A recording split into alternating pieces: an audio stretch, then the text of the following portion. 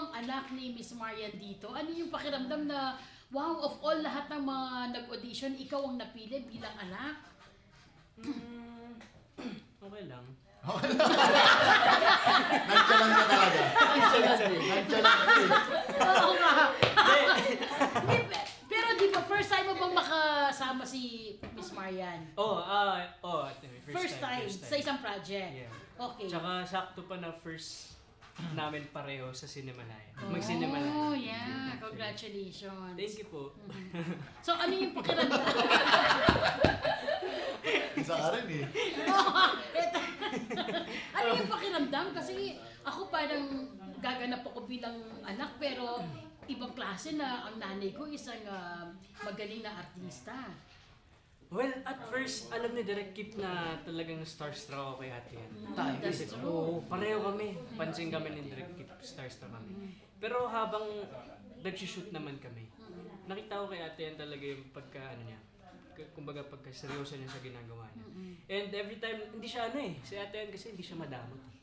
Kumbaga kung ano yung napagdaanan niya, hindi lang dito sa ginawa naming project. Sinishare niya sa amin. Kumbaga tinutulungan na kami kung ano yung mga dapat namin gawin, paano namin ma-establish yung sarili namin, yung ganyan. And pag may eksena kaming heavy, ganyan, talagang ma-feel mo talaga yung parang sa eksena na yun, para talaga kami magnanay. Na-feel ko rin sa kanya, kay ate yan. Ang saya lang na gumawa ng ganong eksena na nagbibigayan yung magka-eksena. Alam mo yun. That's true. Kaya, At saka very masaya. important yun, no? Parang, I mean sa lahat sa ating mga artista or mga influencer or pag may mga ganong pagkakataon, yung lagi tayo dapat maging mindful. Yung parang magbigay tayo, whether maliit yung role natin o hindi, lagi tayong magbibigay sa mga ka-eksena natin. I hope yung lagi tayo dapat ma-remind na gano'n. Diba? Yung kahit sino, kahit talent lang yung ka-eksena natin, yung marunong tayong magbigay. Tama. Meron ngang kasabihan, di ba? Ano ba yun? There are no... Maliit o There malaki. no small There are no characters, small roles. roles. Yes, oo.